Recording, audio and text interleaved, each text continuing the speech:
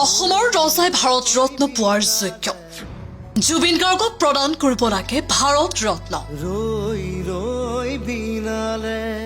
এই দাবী প্ৰতিগৰাকী অসমীয়াৰ দেশবাসীৰ লোকসভাৰ মজিয়াটো এই দাবী গৌৰৱ গগৈৰ দেশৰ সৰ্বোচ্চ অসামৰিক সন্মান প্ৰদান কৰিবলৈ কেন্দ্ৰীয় চৰকাৰক আহ্বান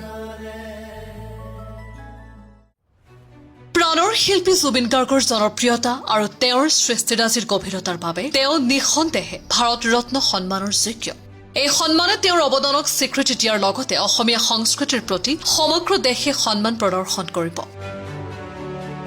আজি প্ৰাণৰ শিল্পী জুবিন গাৰ্গক দেশৰ সৰ্বোচ্চ অসামৰিক সন্মান ভাৰত ৰত্ন প্ৰদান কৰিবলৈ লোকসভাত কেন্দ্ৰীয় চৰকাৰক আহ্বান জনাই বিৰোধী দলৰ উপসভাপতি গৌৰৱ গগৈ ইয়াৰ লগতে তেওঁ শিল্পীগৰাকীৰ মৃত্যুৰ উচিত তদন্ত কৰিবলৈ দাবী তোলে যোৱা 19 ছেপ্টেম্বৰত ছিংগাপুৰত অনুষ্ঠান কৰিবলৈ গৈ কিদৰে কিংবদন্তি শিল্পীগৰাকীৰ মৃত্যু হ'ল সেই সন্দৰ্ভত তদন্ত কৰি শীঘ্ৰেই ন্যায় দিবলৈ তেওঁ আহ্বান জনায় সাংসদ গৌৰৱ গগৈ কয় যে জুবিন গাৰ্গ মাত্ৰ এজন গায়ক নহয় প্ৰকৃতাৰ্থত এগৰাকী শিল্পী সমাজকৰ্মী তেওঁ অসমীয়া সংগীতক দেশ আৰু বিশ্বৰ মঞ্চত এক নতুন মাত্ৰা প্ৰদান কৰিছে জুবিন গাৰ্গক ভাৰত ৰত্ন প্ৰদানৰ বাবে অসমৰ বিভিন্ন সামাজিক আৰু সাংস্কৃতিক সংগঠনৰ লগতে অনুৰাগী মহলে দীৰ্ঘদিন ধৰি দাবী জনাই আহিছে লোকসভাৰ মজিয়াটো এই দাবী উত্থাপন হোৱাৰ পাছত বিষয়টো ৰাষ্ট্ৰীয় পৰ্যায়ত চৰ্চা লাভ কৰিছে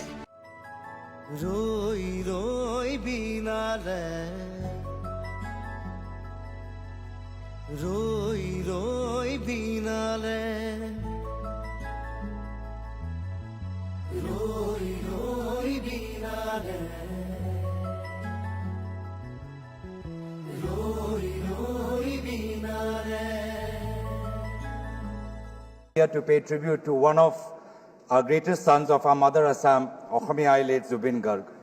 Zubin passed away in Singapore on 19 September when he was due to perform at a function organized by the Government of India, Ministry of External Affairs and the High Commission of India to Singapore. Zubin was an artist, humanitarian, environmentalist, wildlife lover and a voracious reader of books. During the 80s and 90s, he gave the people of Assam hope. And in recent years, he gave us moral courage and steel in our spine. He taught us how to overcome personal trauma and not be divided by religion and caste. Truly, Assam meant tea, oil, rhinoceros, and Zubin Garg. He showed us a vision of Borokham that is free from hate, fear, suspicion, and mistrust.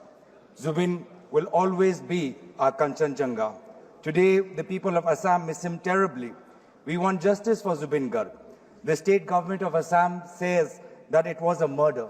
Then we want to know that how, during a program organized by the government of India, a murder was committed on foreign soil. We want justice for Zubin Garg and we request the government of India to give the highest civilian honor to late Zubin Garg. Thank you.